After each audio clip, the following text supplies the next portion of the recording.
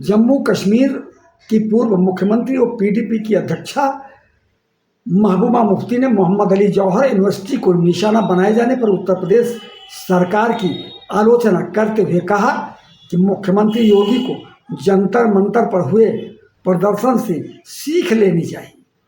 महबूबा ने कहा, जौहर विश्वविद्यालय को नष्ट करना केवल नफरत और बदले की भावना को दर्शाता है।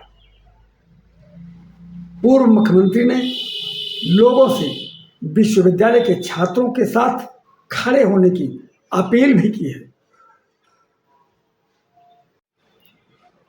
शिक्षा मंत्री धर्मेंद्र प्रधान के त्यागपत्र के बाद प्रहलाद जोशी ने अपना कार्यभार संभाल लिया है और मंत्रालय के वरिष्ठ अधिकारियों के साथ उच्च स्तरीय बैठक की है। जोशी को यह जिम्मेदारी ऐसे समय में मिली है जब देश में शिक्षा मंत्री इस्तीफा दे चुके हैं। शिक्षा व्यवस्था, प्रतियोगी परीक्षाओं की पारदर्शिता और राष्ट्रीय शिक्षा नीति को प्रभावी क्रियान्वयन जैसे विषयों पर व्यापक चर्चा चल रही है। जोशी केंद्र सरकार के वरिष्ठ मंत्रियों में गिने जाते हैं।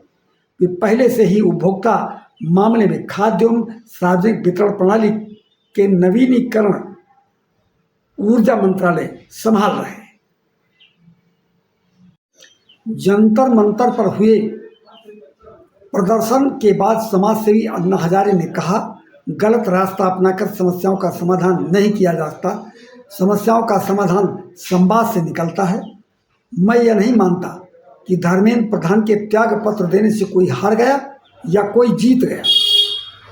उन्होंने कहा, समाज हित को सर्वोपरि बताते हुए समाज की भलाई के लिए जो सकारात्मक कार्य किए जाते हैं उन्हें लगातार करते रहना चाहिए। मैंने कभी हिंसा का रास्ता नहीं लिया। मैंने 22 बार अनशन किया है। गलत रास्ते पर चलने से कुछ भी हासिल नहीं।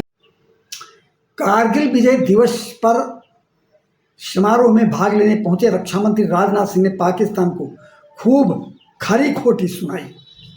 उन्होंने कहा, हमारा इरादा साफ है, अब पाक से कोई भी बातचीत नहीं होगी। अगर होगी तो सिर्फ पीओके पर होगी, जो भारत का अभिन्न हिस्सा है, जिस पर पाक ने जबरन कब्जा किया हुआ है।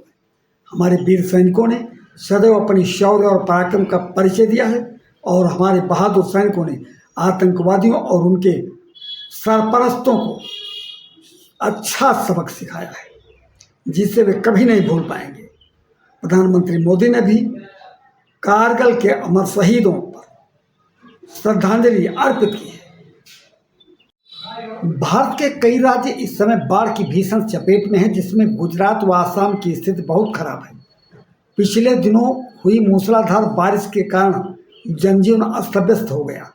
गुजरात में बारिश से 35 लोगों की मौत तथा आसाम में 61 लोग मरे हैं। गुजरात के सातार जिले में एक शनिवार को सुबह तक 24 घंटे में 381 मिलीमीटर वर्षा हुई है, जो दर्ज की गई है। रेस्क्यू करके लगभग 42,000 लोगों को अब तक बचाया गया है।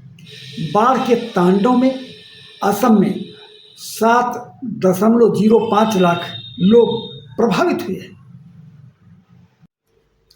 नीट पेपर लीक और दूसरे मुद्दों पर युवाओं की आवाज़ से आवाज़ मिलाकर विपक्ष सरकार को झुकाने के लिए मजबूर करने में सफल रहा।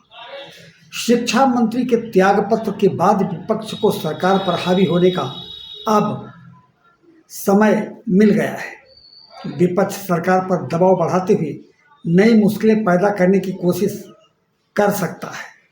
सरकार के लिए अब महिला आरक्षण और परिसीमन विधेयक पारित कराना मुश्किल हो सकता है।